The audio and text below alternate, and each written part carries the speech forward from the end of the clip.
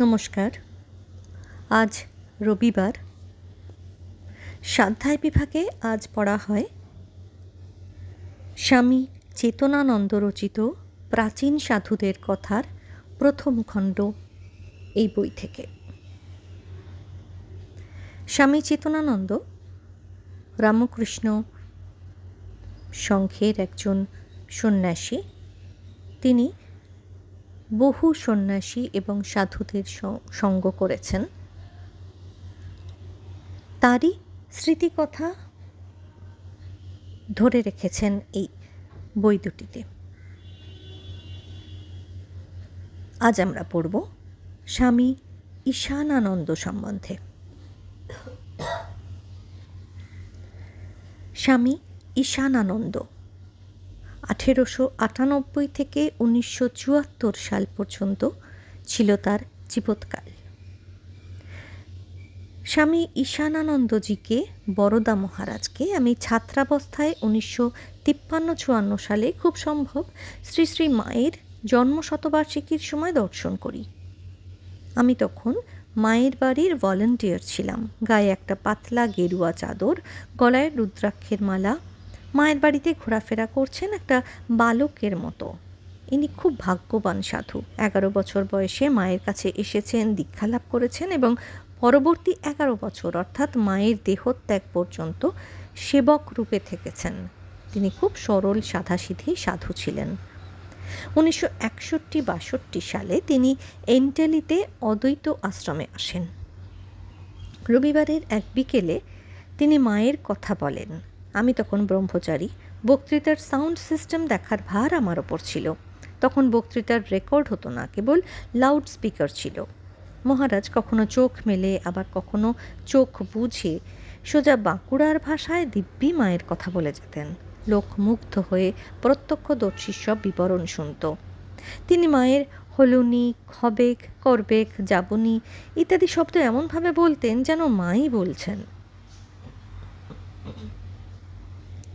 1968 সালে তাঁর মাতৃ সান্নিধ্যে পুস্তক ছাপার কালে তিনি আমাদের সঙ্গে অদ্বৈত আশ্রমে কয়েকদিন ছিলেন। তখন তার ঘনিষ্ঠ সান্নিধ্যে আসার আমার সুযোগ হয়। তার সঙ্গে দুটি জিনিস থাকতো: মায়ের একটি ফটো অ্যালবাম এবং মায়ের একটি চরণ চিহ্ন, পিসবোর্ডে পিন দিয়ে আঁটা এবং লাল শালু দিয়ে মোড়া। আমি তখন অদ্বৈত আশ্রমে ফটো বিভাগ দেখাশোনা করতাম। প্রথমে অ্যালবামটির ইতিহাস বলি। ওতে মায়ের অধিকাংশ ছবি, হাতের ছাপ, পায়ের ছাপ সহ মোট 36টি ফটো আছে। খুব সম্ভব এই অ্যালবাম ব্রহ্মচারী গণেনের তৈরি, কারণ তিনিই মায়ের অধিকাংশ ছবি তুলেছিলেন এবং ওই অ্যালবামটি এখন বেলুড় মঠ লাইব্রেরিতে রয়েছে। 1988 সালে স্বামী হিরণ্ময়ানন্দজি যখন জেনারেল সেক্রেটারি ছিলেন, তখন তিনি তা আমেরিকায় নিয়ে আসেন। 12/6/1988 সালে আমি সেন্ট লুইসে তা জেরক্স করে দিয়েছি, কারণ এতে বহু হিস্ট্রি রয়েছে। 1968 সালে বরদা মহারাজ আমাকে মায়ের সর্বত্র পূজিত ফটোর অরিজিনাল ছবি দেখান, যা নিবেদিতার কাছে ছিল। আমি তাকে ওই ছবি অদ্বৈত আশ্রমকে দিতে বললাম। তিনি প্রথমে রাজি হননি। শেষে বললেন, তোমাদের প্রেসিডেন্ট যদি গ্যারান্টি দেয় তাহলে দেব। স্বামী বুধানন্দজি তখন অদ্বৈত আশ্রমের প্রেসিডেন্ট। আমি তাকে সব জানালে তিনি মহারাজকে ওই অরিজিনাল ছবি প্রিজার্ভ করবার প্রতিশ্রুতি দেন। আমি ওই অরিজিনাল থেকে অনেক নেগেটিভ করে রেখেছি এবং পরে এদেশে এনে রেখেছি। ওই অরিজিনাল ছবির ফটো আমরা বিক্রি করি। আমি ভারতে থাকতে আরেকটা কাজ করি। 1969-70 সালে দেখলাম মায়ের শিষ্যেরা সব একে একে চলে যাচ্ছেন। এরা চলে গেলে অনেক প্রত্যক্ষদর্শীর ইতিহাস তো বিলুপ্ত হয়ে যাবে। তখন কাশীতে মায়ের বেশ কিছু শিষ্য ছিলেন, যেমন বরদা মহারাজ, বৈকুণ্ঠ মহারাজ, ধরণী মহারাজ, অপূর্বানন্দজি প্রমুখ। আমি অদ্বৈত আশ্রম থেকে মায়ের 35টি ছোট ফটো বরদা মহারাজের কাছে পাঠালাম। তিনি ওই সব ফটোর পেছনে নম্বর দিয়ে এবং ছোট কাগজে সেই নম্বর দিয়ে প্রতি ছবির ইতিহাস, কোথায় তোলা, কখন তোলা, গ্রুপ ফটোতে ব্যক্তি পরিচিতি দিয়ে লিখে আমাকে পাঠান। ওই সব ফটো ও বরদা মহারাজের নোটের ওপর নির্ভর করে আমরা অ্যালবাম তৈরি করেছি। তা রামকৃষ্ণ মিশনের একটা সম্পদ হয়ে রয়েছে। বরদা মহারাজের হাতে লেখা নোট সহ ছবিগুলি এখনও আমার কাছে রয়েছে।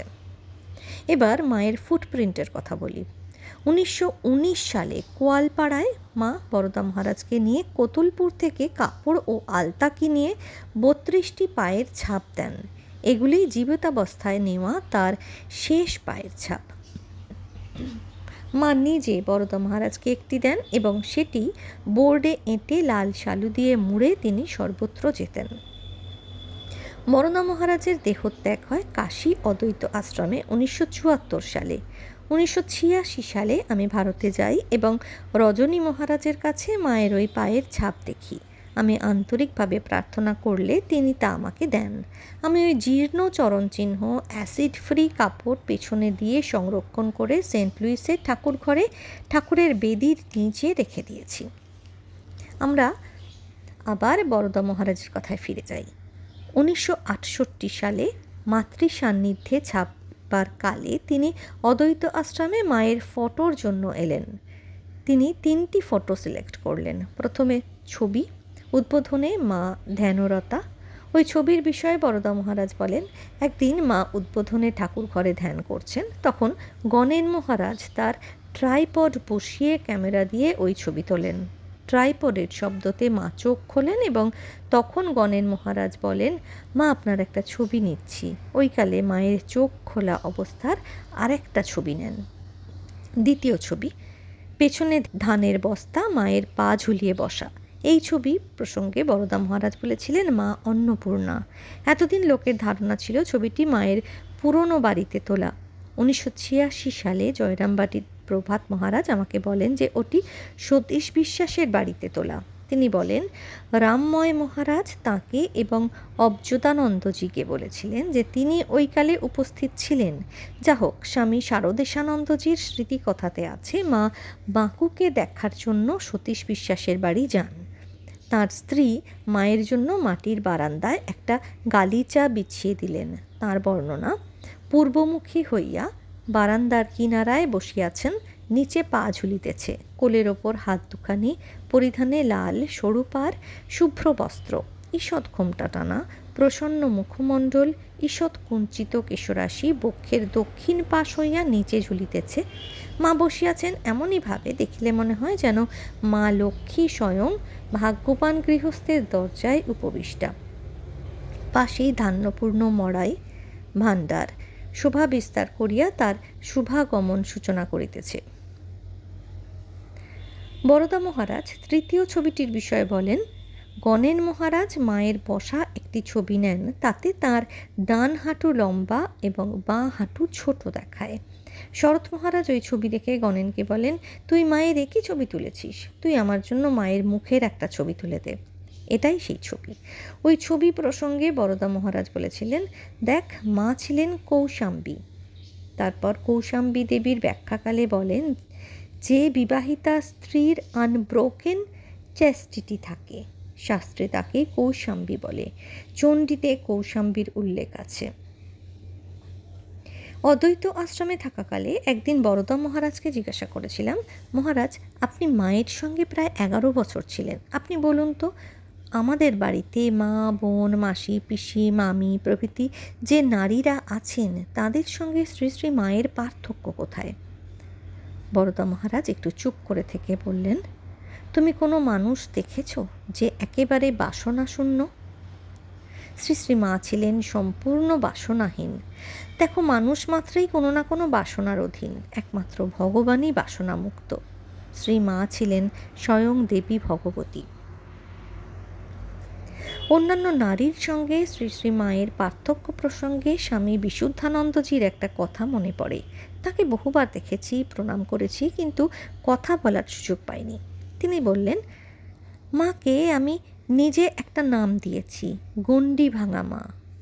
আর যেসব মা দেখি তাদের একটা গণ্ডি আছে, তাদের স্নেহ কেবল নিজের সন্তানেই আবদ্ধ, কিন্তু এই যে মা, ইনি জগতের মা। বরদা মহারাজের মুখে একটা মজার কাহিনী শুনেছিলাম। স্বামী দেবানন্দজি 50-এর শেষ দশকে বলরাম মন্দির দেখাশোনা করতেন এবং প্রতি শনিবার বক্তৃতার ব্যবস্থা করতেন। বিখ্যাত সাহিত্যিক অচিন্ত্যকুমার সেনগুপ্ত ধারাবাহিকভাবে প্রতি শনিবার সেখানে পরমা প্রকৃতি সারদামণির ওপর বক্তৃতা দিতেন। অচিন্ত্যবাবু পরমা প্রকৃতি সারদামণির পরমা প্রকৃতি শ্রী শ্রী সারদামণি নামে একটি জীবনী গ্রন্থ লেখেন। ওই গ্রন্থে তিনি উল্লেখ করেন, বরদা নাম্নী এক অল্প বয়স্কা বিধবা মায়ের সঙ্গে জয়রামবাটি গিয়েছিলেন। পরে একদিন অচিন্ত্যবাবুর বক্তৃতার পর বরদা মহারাজ তাঁর চাদরে ঘোমটা দিয়ে মুখ ঢেকে অচিন্ত্যবাবুকে বলেন, অচিন্ত্যবাবু, আমি সেই অল্প বয়স্কা বিধবা বরদা। অচিন্ত্যবাবু অপ্রস্তুত হয়ে ক্ষমা চেয়েছিলেন। বরদা মহারাজ শ্রী শ্রী মায়ের যে কি গভীর স্নেহ ভালোবাসা পেয়েছেন তা ভাষায় প্রকাশ করার নয়, তা মাপার ক্ষমতা আমার নেই। ভালোবাসা প্রাণের জিনিস, তা ভাষায় বা মুখে ব্যক্ত করা যায় না, কেবল অনুভব করা যেতে পারে। মায়ের ভালোবাসা পাওয়ার সৌভাগ্য যাঁদের হয়েছে তারা অন্তরে অন্তরে তা অনুভব করেছেন। পিতামাতার ভালোবাসা তার কাছে ম্লান হয়ে যায়।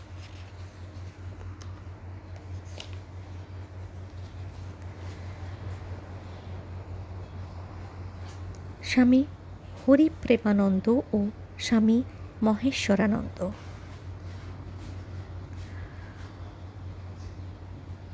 এদের প্রসঙ্গে স্বামী চেতনানন্দের বক্তব্য। স্বামী হরিপ্রেমানন্দ 1895 থেকে 1971 পর্যন্ত তার জীবৎকাল। স্বামী মহেশ্বরানন্দ 1890 থেকে 1973 পর্যন্ত তার জীবৎকাল। শ্রী শ্রী মায়ের শিষ্য হরিপ্রেমানন্দ মহারাজকে মায়ের বাড়িতে দেখতাম খালি পায়ে ওপর নিচ করছেন। বড় চোখ দুটি লালচে, হাই ব্লাড প্রেশার ছিল। বৃদ্ধ সাধুটিকে দেখে মনে হতো মায়ের একটি বালক ভক্ত। উদ্বোধনে তখন ঘরের অভাব। মায়ের বাড়ির সদর দরজা দিয়ে প্রবেশ করে ডান দিকের ঘরে মেঝেতে খাওয়া হতো। আবার রাতে গেস্ট সাধুরা মশারি ছাড়া মাদুর বিছিয়ে শুতেন। তারপর 1959 সালে তাঁর সঙ্গে কাশী অদ্বৈত আশ্রমে দেখা হয়।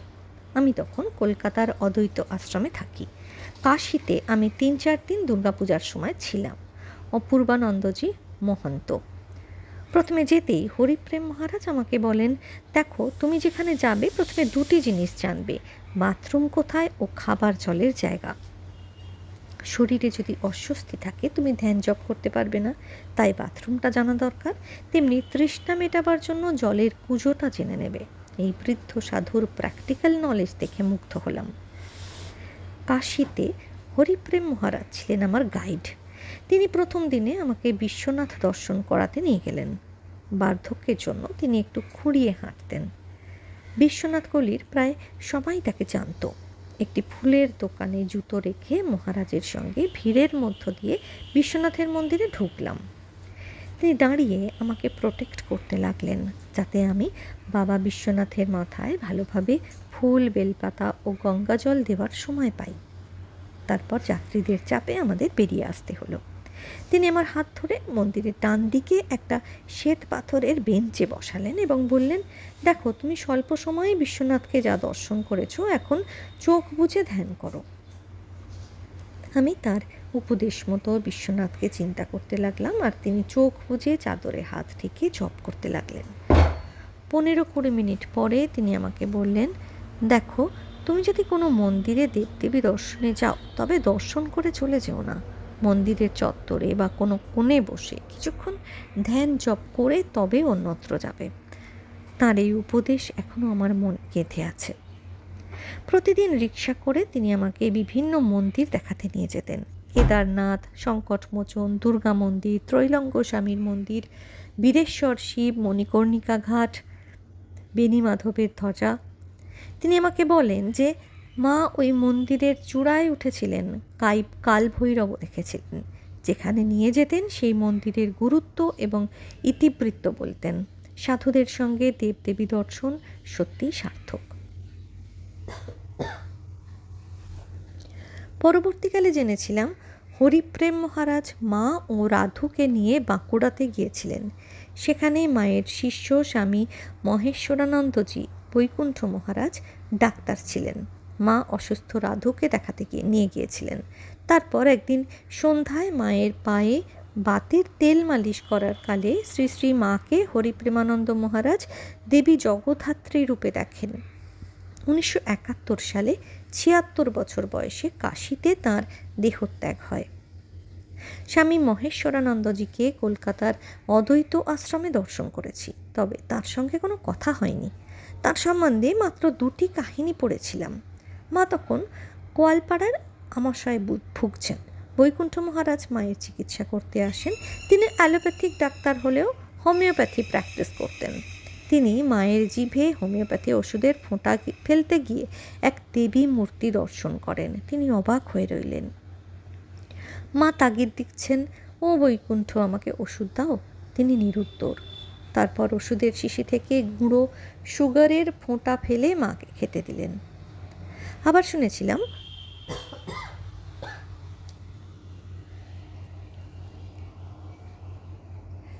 শুনেছিলাম মায়ের শরীর গেলে প্রসেশনের সময় তিনি বাগবাজার থেকে বরানগরের কুঠিঘাট পর্যন্ত মায়ের মুখের ওপর ছাতা ধরেছিলেন যাতে মুখে রোদ্দুর না পড়ে। আমার পরিষ্কার মনে আছে। তিনি বেশ লম্বা ও ছিপছিপে ছিলেন। ধন্য এসব সাধুর জীবন। তারা মায়ের কৃপা পেয়ে মানব সেবায় নিজেদের বিলিয়ে দিয়েছেন। 1973 সালে 83 বছর বয়সে তিনি কাশী সেবাশ্রমে দেহত্যাগ করেন। আজকে আমরা এই পর্যন্তই পড়লাম। পরের দিন আমরা এরপর থেকে শুরু করব স্বামী শারদেশানন্দ, এনার সম্বন্ধে জানব পরের দিন। সবাই ভালো থাকবেন, সুস্থ থাকবেন।